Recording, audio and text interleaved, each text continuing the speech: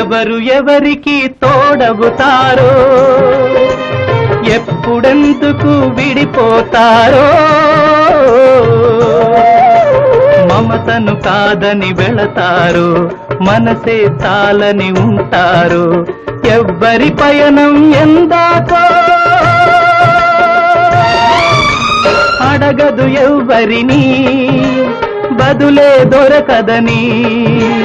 అడగదు ఎవ్వరిని బదులే దొరకదని ఓ బాటసారి ఇది జీవిత రహదారి